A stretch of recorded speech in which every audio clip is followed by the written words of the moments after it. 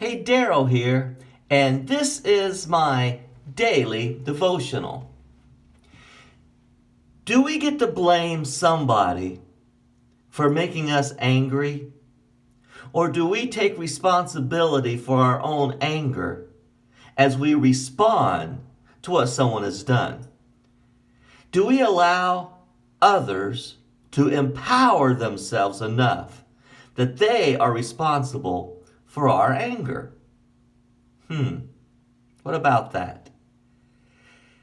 After Moses had led the children of Israel out of Egypt, they were thirsty. So they were whining and complaining, and Moses went to God, and God gave the instructions, strike the rock and water will come out. And so he did, and water came out, and their thirst was quenched. Now, fast forward about 40 years, and you see them whining and complaining again about being thirsty.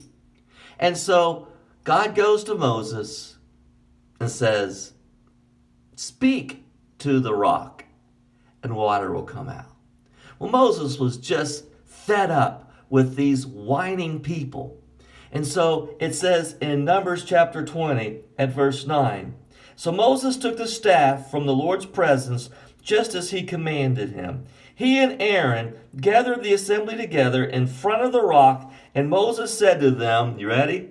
Listen, you rebels. Yeah, he was angry. Listen, you rebels. Must we bring water out of this rock? Then Moses raised his arm and struck the rock twice with his staff. He was angry. Water gushed out, and the community and the livestock drank. Now remember, God had said to him, speak to the rock. But instead, in his anger, he struck the rock with the staff. Now, because of this disobedience, God determined that Moses would not have the privilege of leading the children of Israel into the promised land. And so now we fast forward into the book of Deuteronomy, and we still see Moses not taking ownership of his anger. He is still blaming Israel for his anger and not being allowed to go into the promised land. Listen as I read in Deuteronomy chapter 3 at verse 26. But because of you, as he points that big finger at Israel, because of you, the Lord was angry with me and would not listen to me. That is enough, the Lord said. Do not speak to me any more about this matter. God had determined that because of the angry act of striking the rock, he would not be allowed to enter into the promised land, lead the children across the Jordan River. And still, that many years later, Moses is still holding contempt in his heart against Israel, blaming them for his anger.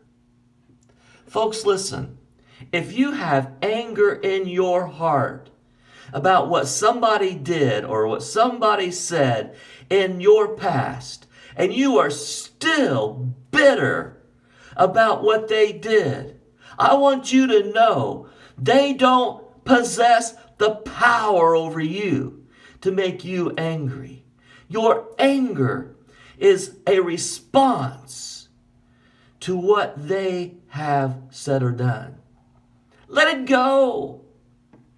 Let the anger go. As you see in Moses' case, it even caused God to continue being angry at Moses. And because of this, God would take Moses to Mount Nebo, let him see the expanse of Israel, and there on Mount Nebo, he would die. Don't allow others to possess the power to make you angry. Your anger, my anger, is merely our response to what someone else has said or done. God bless you. Good day.